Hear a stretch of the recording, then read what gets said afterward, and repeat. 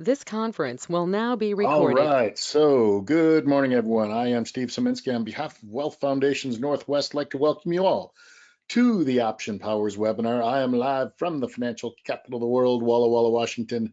Happy as always to be here with all of you. Some of you may be seeing this as a free view, just trying to kind of let people know about us, that sort of thing. And as always, for our existing customers, we offer very generously a referral bonus, 3 months free for every paid referral. So of our weekly membership and our monthly membership programs. And so I just wanted to mention that real quick. Also, I wanted to mention that we may be talking about trade ideas, and just as a way of disclosure that your trades are your own. We don't act as advisors in any way, shape, or form, and understand that trading involves risk. So for those of you who are currently members, this is what our program is going to be for this, the rest of our schedule this week, as we're doing today's power webinar. Then next week, we're going to be doing a similar schedule that we did this week, our PhD webinar Monday, live trading labs where we talk mostly about trading, and our power education webinar at the same time next Thursday, 9 a.m.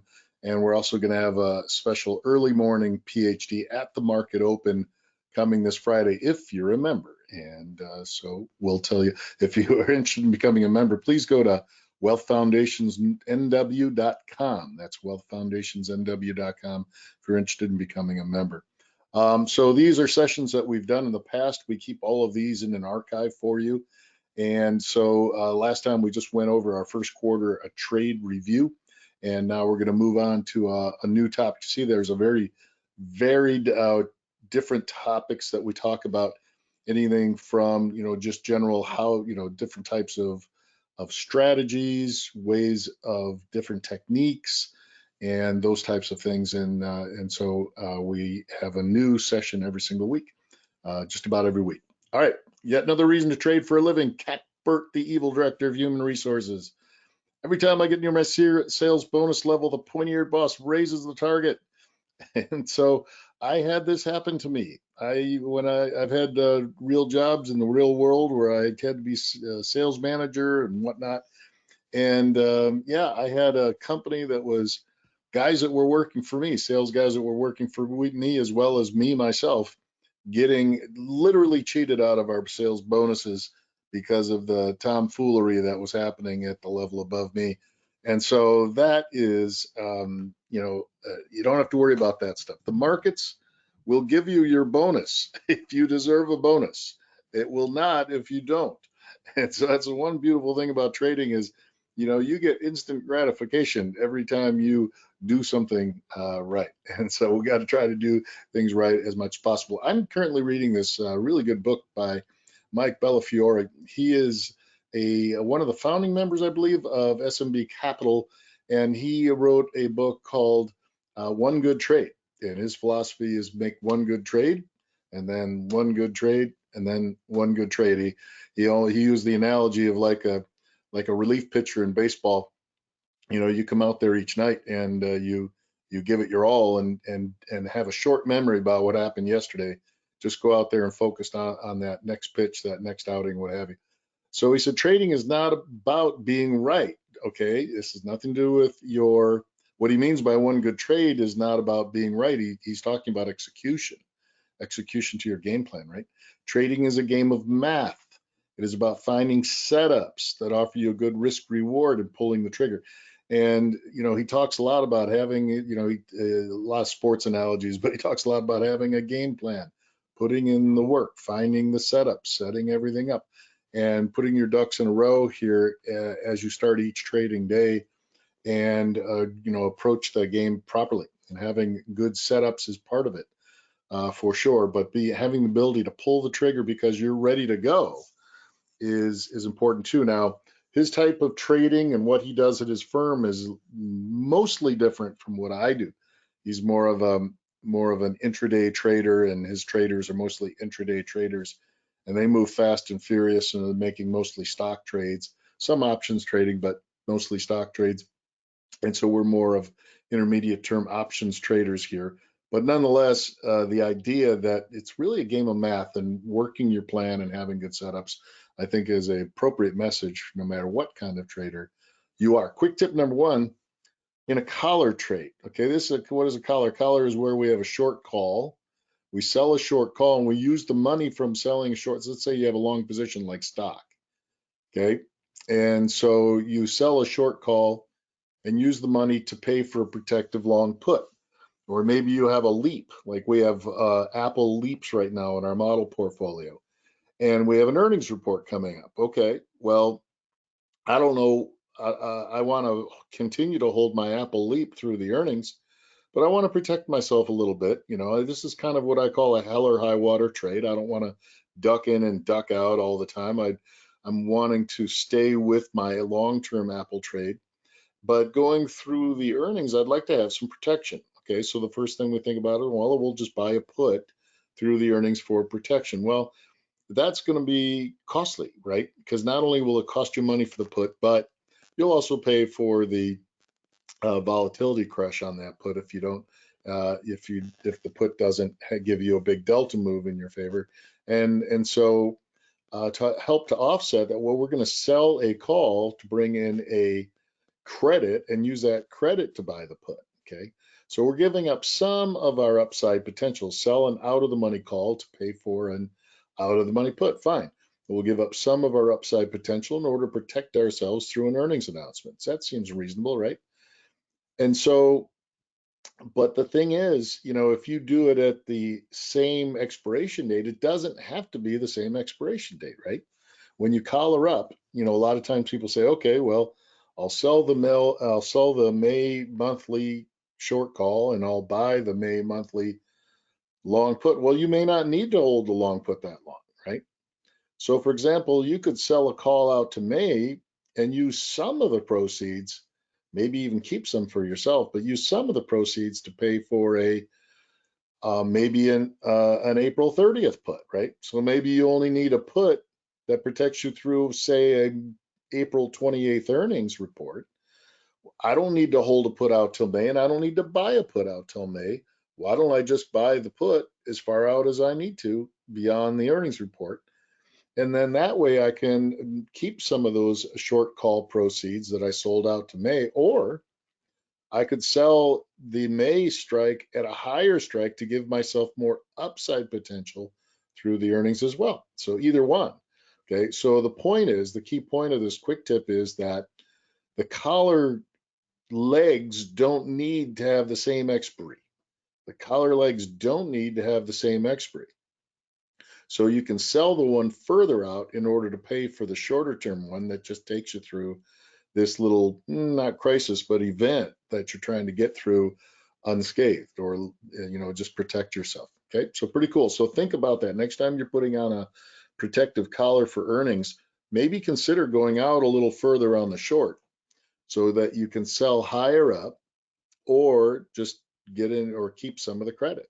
And then or you could use that selling an out of the money call further out. You could also use the extra funds to buy a better put. Maybe you'll buy a put that's more at the money, right? Give you better protection. Or maybe you'll buy more than one put, to give yourself better protection for the event that you're trying to protect against. So just consider that, and don't go crazy with it, but consider that as a possibility.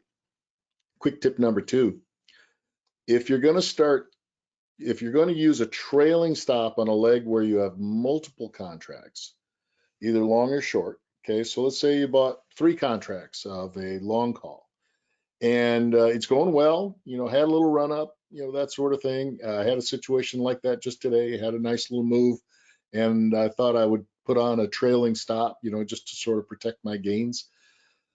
And it could be on a long or it could be on a short. Maybe you sold a credit spread and you put a trailing stop on the short leg, just so hopefully that the short leg will continue to go down, but if it doesn't, you'll stop out. So the stop buffer doesn't need to be the same on all the legs. In other words, you could have a tighter stop on one leg, and if you have 2 legs, you could have one that's maybe got a 20-cent buffer, maybe a tighter stop.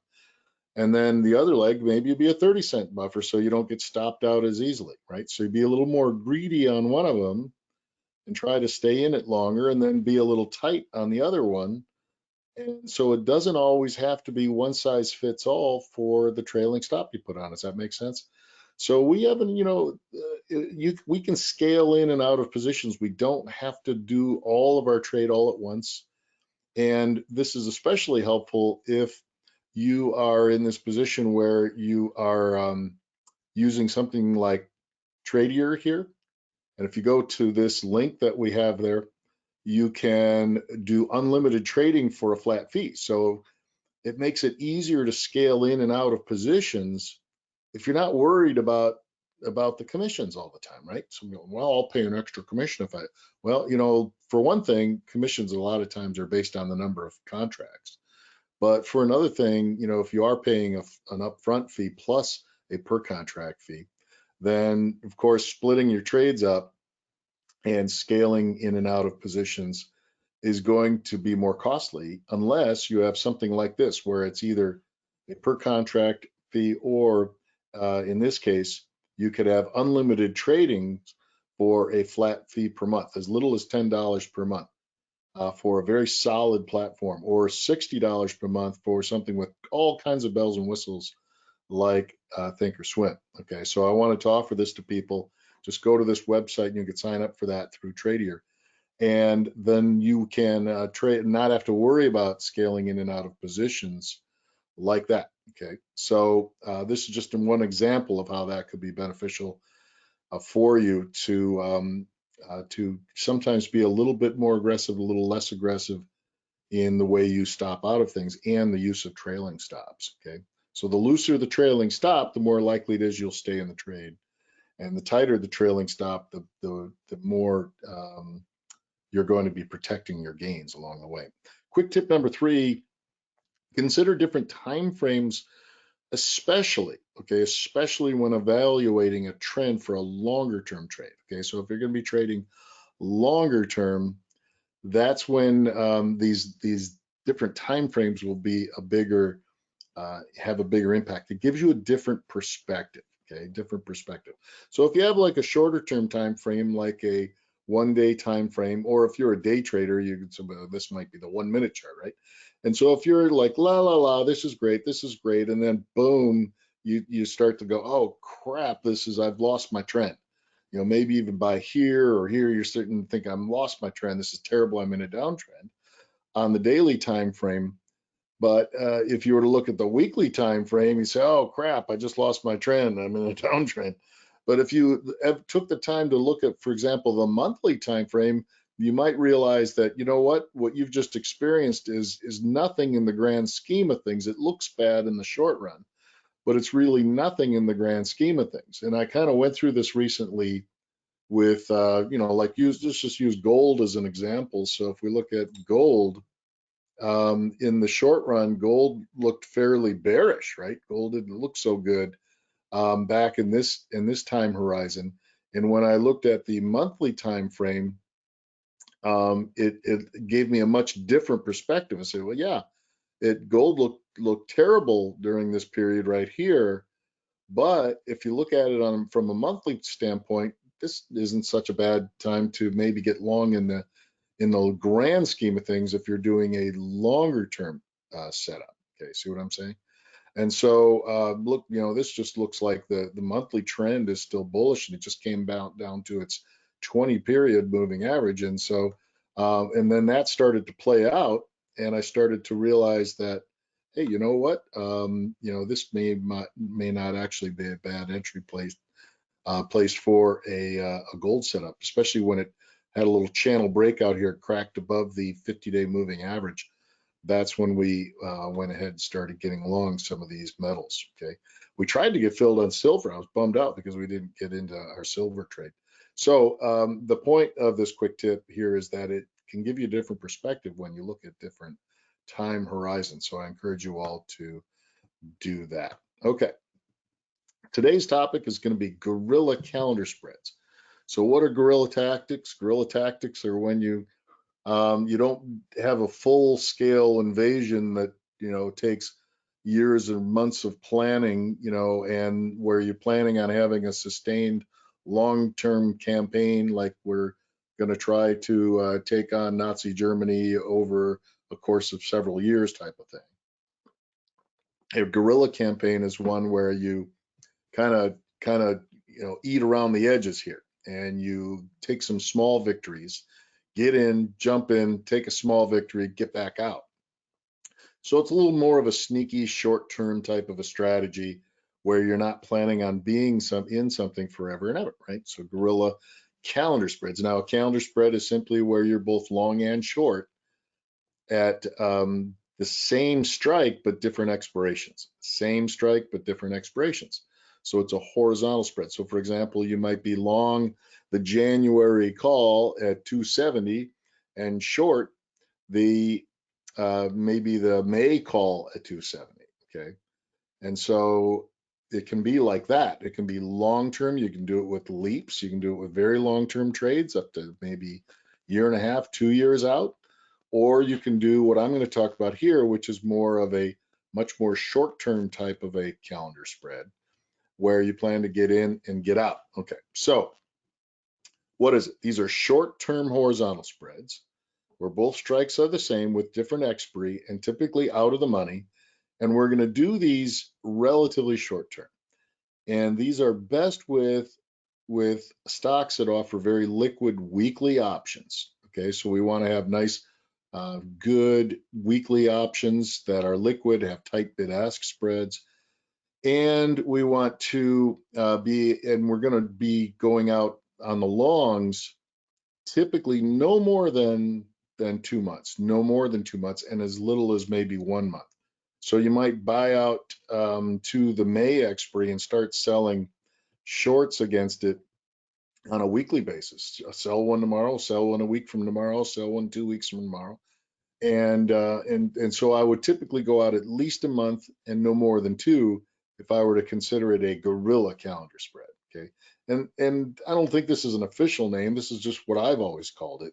Whenever I think about getting in and getting out quickly, I'll call it that. So a long term, just a typical calendar spread, you're probably going out at least 3 months in my mind. But if you want to do what I call a guerrilla calendar spread, you're going to go out 1 to 2 months maximum. Minimum 1 month, maximum of 2 months is going to be more typical for me when I consider it a guerrilla calendar spread. And then we have to be able to sell weeklies, or if you're going to do it on the SPY or SPX, you can do it Monday, Wednesday, Friday, selling shorts. I mean, you can really guerrilla this thing out as much as it just depends on the number of contracts you have and how close to the money you're selling and all of those types of things. But that's the basic idea. We're going to get in, we're going to cash flow immediately. We're not going to leg in or screw around or wait around. We're going to start cash flowing immediately as soon as we get into the trade by being both long and short, different expiries, but the same strike. Okay, so why do it? Well, sometimes trading, I usually do it in particular with higher price stocks. Okay, and if you have a cheaper stock, something like a Ford or something like that, well, you can buy pretty far out and do your calendar spread pretty far out in time. And if you don't need all that time, you can always just sell it back. No big deal. You'll get slower time decay in your long that way, and then you can sell shorts that are really close in duration. But sometimes you get these high price stocks that can be cost prohibitive. It's hard for me to buy a January option on something that like Google, right? It's really it'll cost you tens of thousands of dollars probably to buy something, or Amazon or something like that. And so if you've got these high price stocks that you want to trade and you don't really want to assign that much capital, maybe you don't have that capital, or even if you do, you may not want to put that much capital to work in a single trade.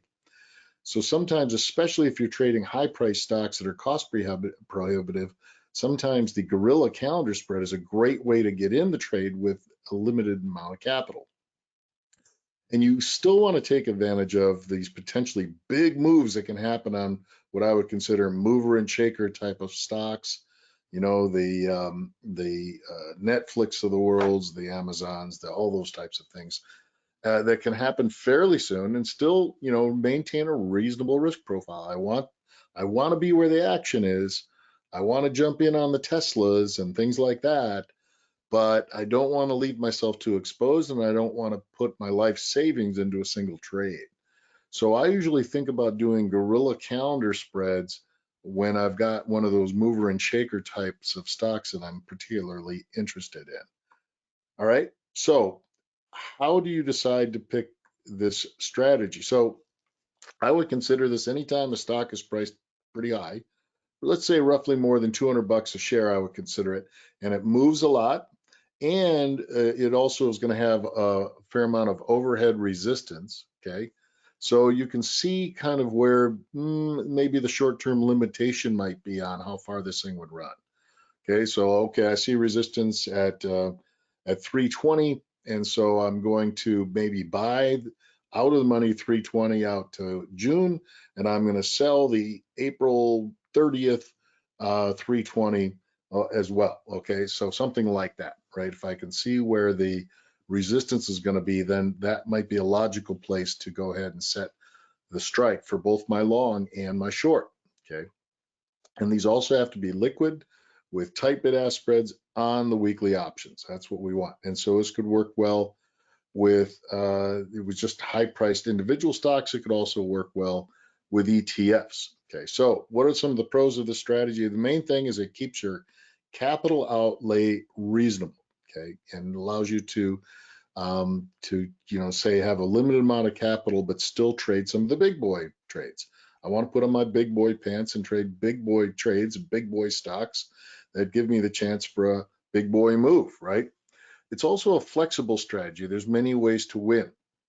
You can put something on as a Guerilla calendar, and because your long is not that far out in time, if it doesn't work out, and it goes against you, you could easily flip it into a bear call spread, or you could flip it into a bull put spread on a bearish trade.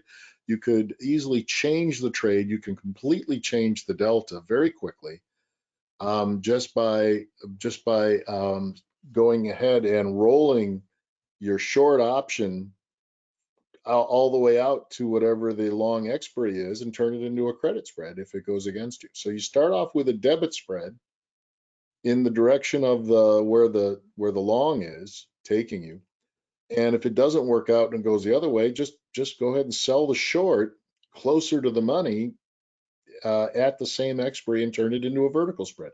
So you take a horizontal calendar spread, turn it into that's a debit spread, turn it into a vertical credit spread, and you can completely change your delta from bullish to bearish or bearish to bullish with one change, and you take in a net credit as you do that, right? You'll take in a net credit as you do it because you'll be rolling an option that's cheaper and further out of the money, closer in to an option that's further out in time and closer to the money. You'll take in a net credit. And so if you have a small loss, it's not working out, you lost your trend or something like that, you could quite easily and quite possibly get your money back on a trade that went completely against you. And you don't even have to be directionally right the other way. Sometimes when you flip your delta, it's like, okay, I'm directionally bullish. I flip my delta, now I'm directionally bearish. And if it doesn't move now bearishly, you're going to get double screwed again, right?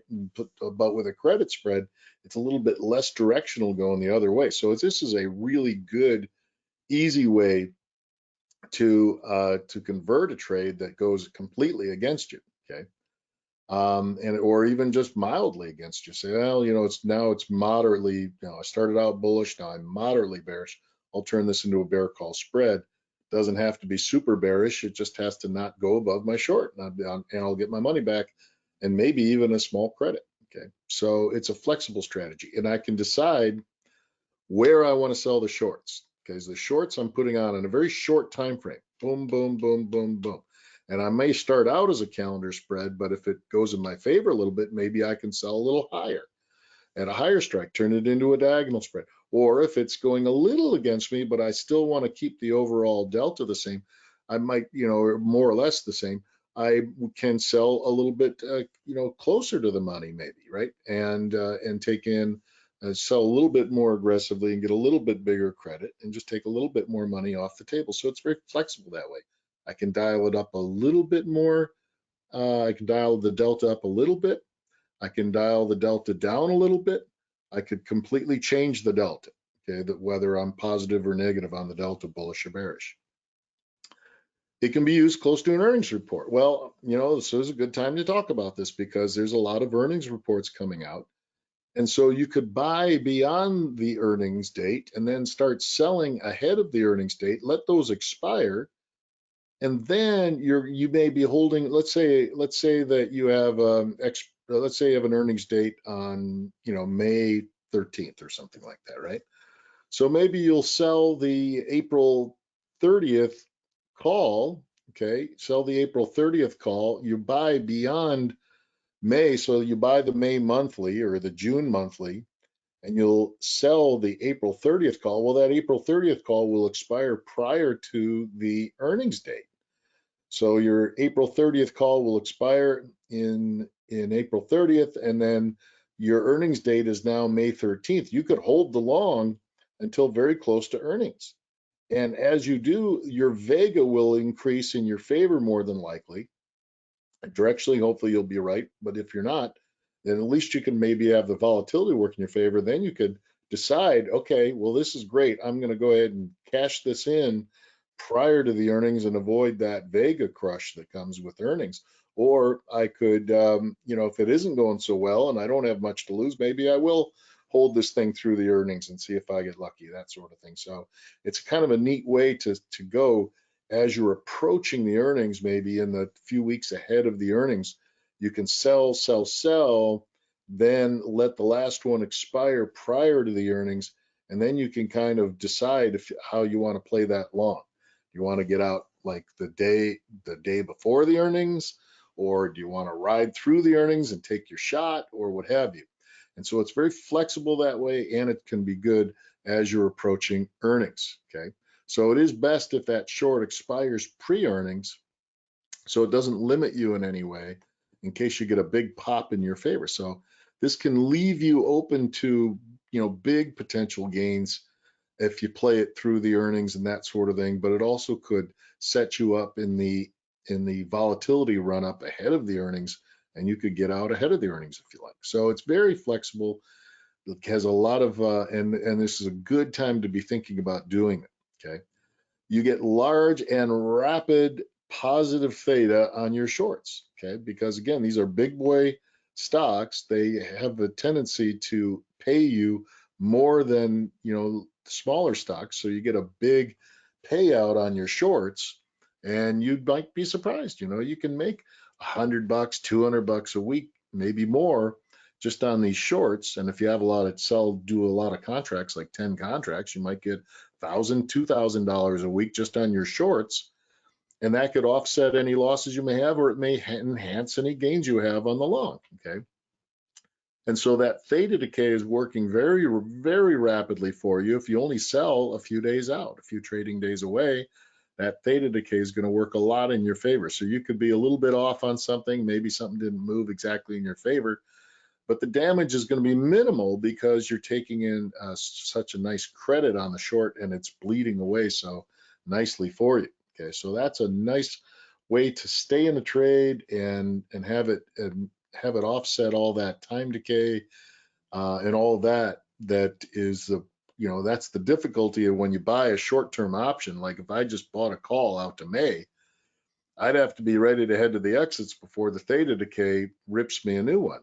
But if I'm already selling against it, I'm more than offsetting the theta decay on the May option by selling, April 30th, May 7th, May 13th, or whatever, right? I can sell weekly options here that'll help to offset any other time decay. And so it gives me a chance to have a nice little directional pickup here. And then that rapid and relatively large cash flow that I get by selling every week can offset small losses or what have you.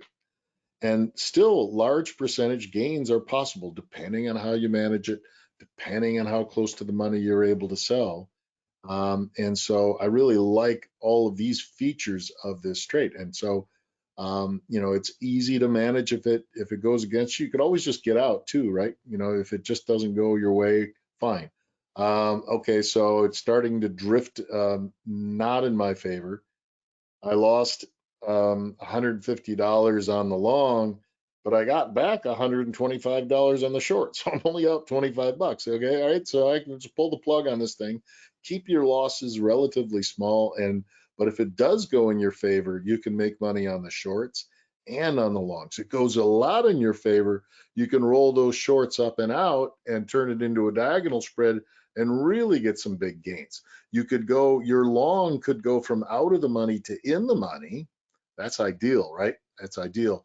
You get delta increasing, you get gamma in your favor, you get a nice little gamma whipping motion as you go from out of the money to in the money. Your gamma, in other words, the rate of change of the delta is at its maximum as you go from out of the money to in the money, right? As you cross that at the money area, then you get really nice gamma pickup, and you still have positive theta, and you are still positive vega, okay? And so that's pretty awesome. All those things together could work together to potentially give you a very nice pickup. And if you are able to, at some point, whenever you sell that last short and it expires, then you leave yourself open for unlimited gain potential, okay? And so, you could find yourself in a position where it's like, okay, I've really more or less paid for my long by selling these shorts, and then I've still got a little bit of gain on the long. Now I could just stop selling shorts here, put on a trailing stop, and leave myself with a shot at a really big gain. Okay, and so with these movers and shakers, it's the potential's there. They could go parabolic for you, and it could really be potentially very, very positive for your portfolio. Okay.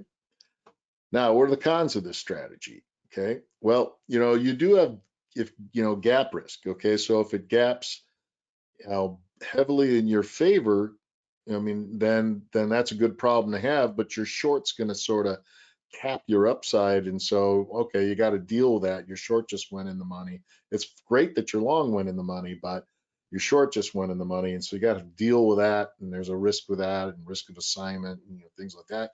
If it gaps against you, all right, so you're going to take in, your short is going to, of course, drop in value, but your long is also going to drop in value, and the relative, that short drop in value may not make up for the long drop in value if you get a big gap against you. Basically, both the options become, worthless, which would be a problem because you paid a lot more for the long. So there is some, you don't want it something that's a little too gappy. You want something that's going to move, but you also want something that's going to move some kind of an orderly fashion, and we don't want massive gaps typically, right? We'll deal with them if we get them, okay? We don't mind that they happen once in a while, but there is some risk if it gaps, especially gaps against you.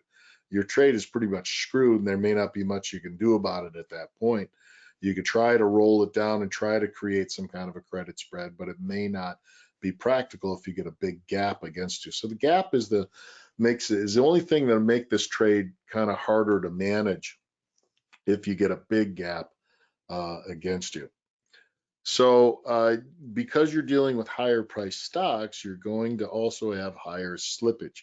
These are big boy stocks, and so maybe not unusual to get $1 of slippage for some of these high flying stocks. So you have to be prepared to deal with that. It may not be the most efficient trade in the world from a slippage standpoint. Your longs also have no intrinsic value, okay? And so they eventually will become worthless. And so sometimes putting up, a decent chunk of change on something that could easily expire worthless is kind of a challenge. And so now it's like, well, okay, now if I can sell enough shorts against it, then that won't be a problem. But if I can't for some reason, then I don't have any intrinsic value. I don't have anything I can really hang my hat on, and my delta is going to be a little bit lighter, so that than buying in the money. So if you buy in the money, you got a bigger delta. Okay. If you buy in the money, you got a bigger delta, you get a bigger move in your favor if you get what you want. Now remember, delta is a two-edged sword. A big delta is great if you're right, and it is not so great if you're wrong, because you'll lose money faster with a bigger delta if you're wrong. So we plan on being right, and so it's a little bit wimpier delta because you're buying out of the money, and so that is a little bit of a con that you may not get the massive move that you're hoping for, and you have to pay attention. This is not one that's like set it, forget it. I mean, you can put on vertical spreads and things like that, where I know somebody that does a lot of vertical spreads, and when they put them on, they're like, that's it. I'm just going to put it on. I'm going to leave it alone, and I'm going to take whatever I get at the end. Okay. Of course, I'm going to make sure the day before, 2 days before, I make sure I don't get assigned or exercised or anything like that. But other than that, this person likes to put on their trade, set it, forget it, and then accept whatever comes next. Okay. This is not that. This is one where you have to manage it, because you always have an option expiring this coming Friday if you do it right. Okay. You're going to be selling weekly options on a regular basis. And so you want to make sure that you're managing those shorts so that they're not capping your gains too quickly, that you're not going to get assigned, that if they go down to become near worthless, you don't just sit there leaving it on there when you can close it for a nickel, all of those types of things. Do I need to make an adjustment, a small adjustment, a big adjustment? This is one where you take some management to really maximize, to get all of the peanut butter out of the peanut butter jar. It takes some management and some know-how in order to do that. And if you're too aggressive in flipping to a credit spread, you could be whipsawed, right? So like, oh, I'm bullish. Okay, I'm bullish with a call calendar spread. Oh, crap, had a bad day. I'm going to flip this to a bear call spread. Oh, crap, that was just a one-day move. Now it's bullish again. Now my short on my bear call spread is in the money. I'm double screwed. And you could end up with a bigger loss than the original debit you started off with. So there is some concern about if you're too aggressive in flipping your delta or whatever, you could get whipsawed around a little bit, and so that is something that's happened to me in the past. So that kind of concludes my discussion about Guerilla calendar spreads. Hope you enjoyed that. We do have a couple of examples in our model portfolio right now, and so I'm trying to think what would be one of the examples that we have of the Guerilla calendar spread is, let's see here. So we've got one on Netflix. We've got one SQ. No, that's not a calendar spread.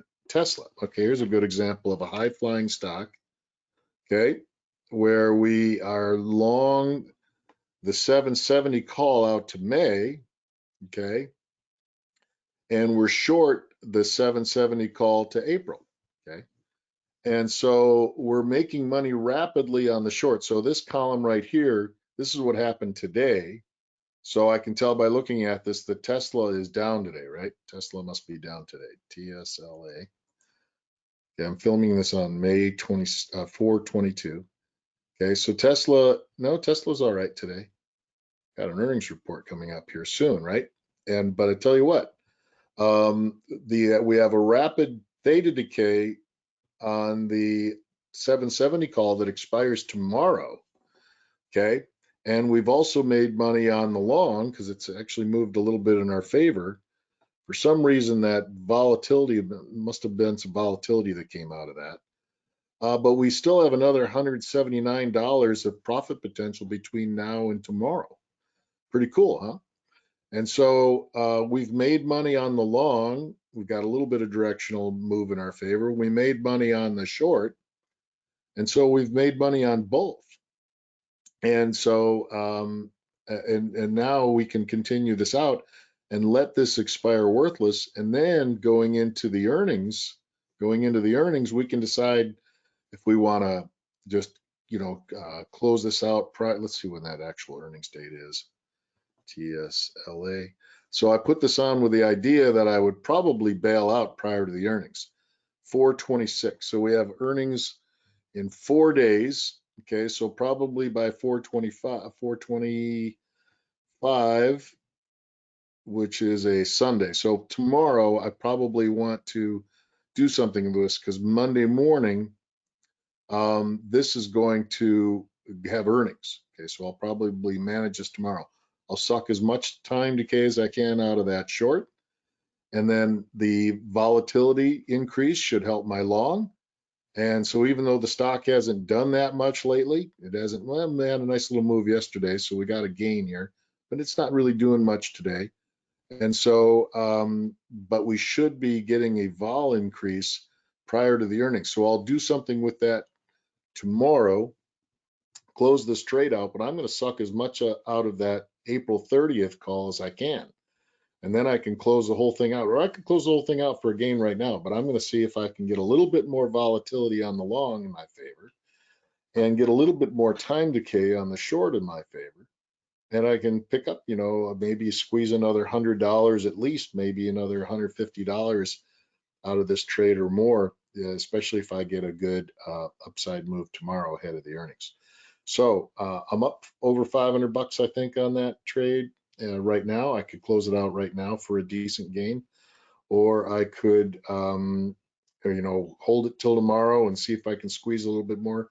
So I'm up $471, $472, something like that. I could take that gain right now, or I could try to squeeze another 100 out, try to get to 500 or more in profits. And I haven't been in this very long. I think I've just been in this just a small number of days so far. So looking good on that. So that's a really good example. And if it had gone against me, then I could have adjusted it and gone from there. So I've shown you basically the strategy. I've given you an example of something I've had on there. Netflix is the one that's maybe not gone in my favor. I just put this one on yesterday, and this was a gutsy trade because Netflix had a big crash and burn, right? And so after the big crash and burn, I said, well, I could put on a Guerilla calendar spread, maybe up here around 535 or something like that. And if this thing has a nice big bounce, I drew a little zone here where I thought that this price could change directions. And if I'm wrong, I've got a minimal investment and I could change it to a bear call spread very easily. So right now I'm long and short up here around 535. And if I wanted to, I could turn that into a bear call spread out to May and sell maybe the 530 out to May and turn it into a bear call spread if it doesn't start to move in my favor. So where am I at on the Netflix one? So I'm showing you one good one, one bad one. And so on this bad one that I just put on, okay, so I'm making money rapidly on the short. It's helping to make up for some of my loss on the long because this thing is still down today.